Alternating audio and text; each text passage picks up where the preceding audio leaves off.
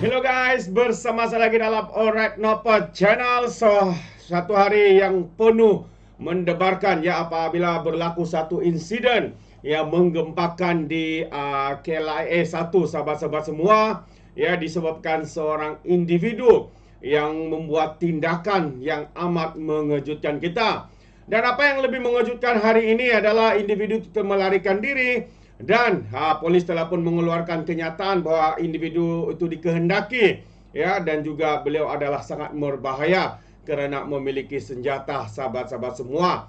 Namun yang lebih mengejutkan adalah individu ini dikatakan adalah seorang ahli kepada sebuah parti politik yang digelar oleh Abakau sebagai parti ajaran sesat, sahabat-sahabat semua. Wow, itulah dia sangat-sangat mengejutkan.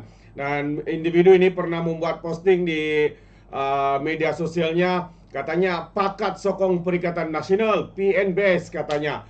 Jadi inilah hasilnya, sahabat-sahabat semua, perkara yang amat-amat mengejutkan kita.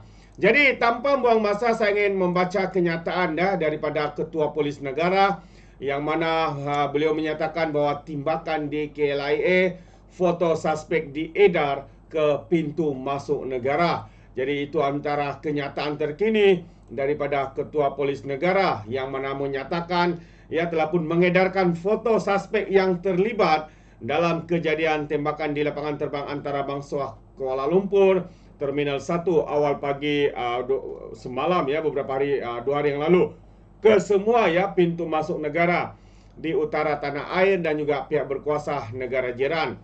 Ketua Polis Negara Tan Sri Razaruddin Husain berkata, arahan itu dikeluarkan sebaik sahaja pihaknya berjaya mengenal pasti suspek terlibat dalam kejadian tersebut yang menyebabkan seorang pengawal pribadi cedera parah. Beliau berkata pihaknya turut memperketatkan kawalan di lorong tikus di sempadan negara bagi mengelakkan suspek yang dikenal pasti sebagai Hafizul Harawi berumur 38 tahun meloloskan diri ke negara jiran. Menurutnya, Hafizul dipercaya masih berada di dalam negara dan usaha mengesan lelaki itu sedang giat dijalankan. Saya percaya, katanya, dengan kecekapan anggota saya, Hafizul akan ditangkap dalam masa yang terdekat. Ketika dihubungi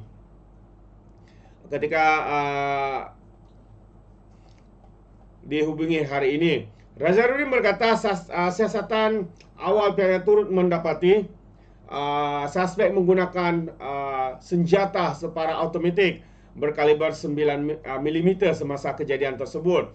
Jadi polis menemukan 3 kelongsong peluru di tempat kejadian, yang satu daripadanya tidak meletup. Jadi kami, katanya, mengsyaki bahwa Hafizul memperoleh pistol berkenan dari negara jiran. Dalam kejadian kira-kira 1:30 pagi itu, seorang lelaki melepaskan 2 das tembakan dengan satu daripadanya terkena seorang lelaki tempatan yang juga pengawal pribadi kepada istrinya. Pengarah Jabatan Siasatan Jenayah Bukit Aman, Datuk Seri Muhammad Suhaili Muhammad Zain, dilaporkan berkata polis telah melancarkan operasi mengesan lelaki itu selain mengarahkan Jabatan Siasatan Jenayah di kawasan negeri berkehampiran serta sempadan negara untuk menjajakinya. Jadi itu antara kenyataan terkini, sahabat-sahabat semua, daripada Ketua Polis Negara.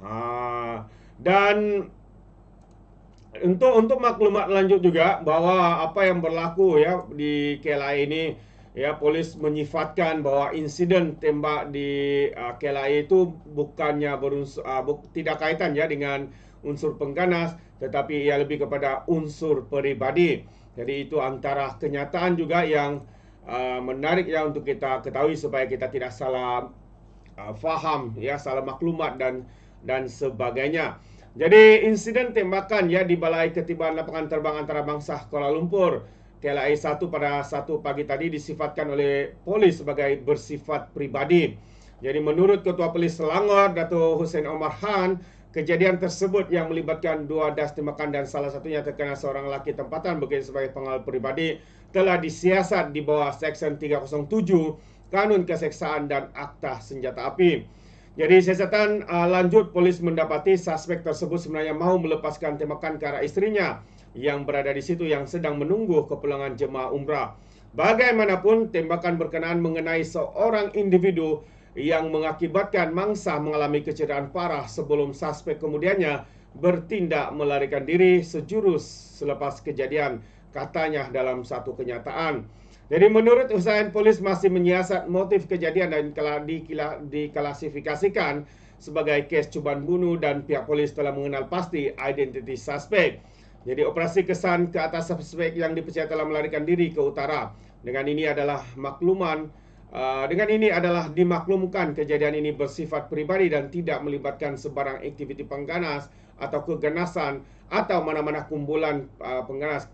Keadaan di KLIA adalah terkawal dan selamat, katanya dalam satu kenyataan itu.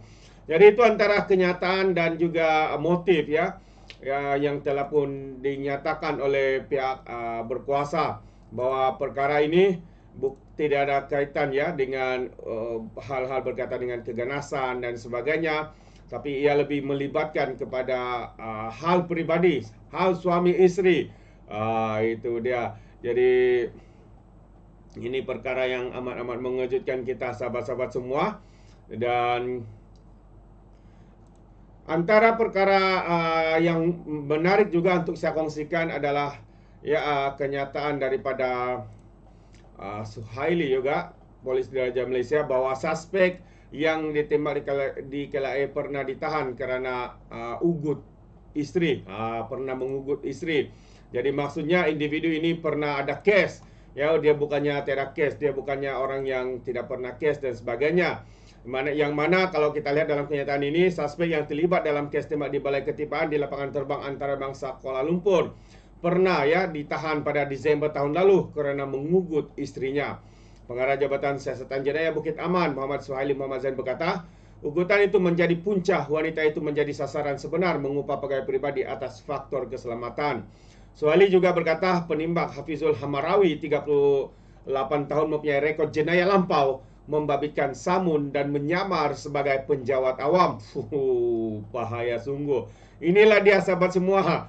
Ya, alih-alih daripada sebuah parti yang digelar sebagai parti ajaran sesat.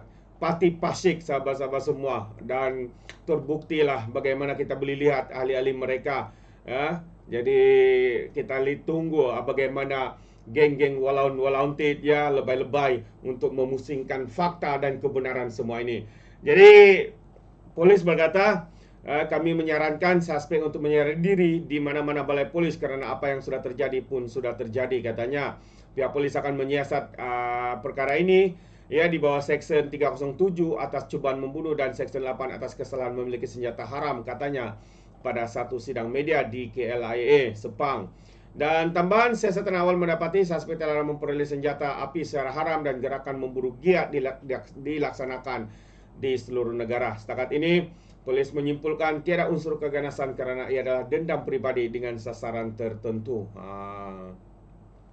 Dan Suhaili juga turut mengesahkan suspek sedang melalui proses penceraian dengan istrinya. Jadi mungkinkah kerana ketidakpuasan hati, kerana ditolak, ya, akhirnya ini menjadikan isu ini sebagai isu belas dendam, isu keluarga, isu pribadi sahabat-sahabat semua. Jadi apa pandangan anda berkaitan dengan isu ini, anda boleh berikan di dalam ruangan komen. Jadi terima kasih, izinkan saya untuk mengundurkan diri. Dan seperti biasa, peribahasa mengatakan tapapun kangkap, 2 ton keinginan. Dalam bahasa Melayanya, tebuk dadah, tanya selera. Sekian saya daripada Alright Nampak Channel. Saya kita berjumpa lagi. Bye-bye.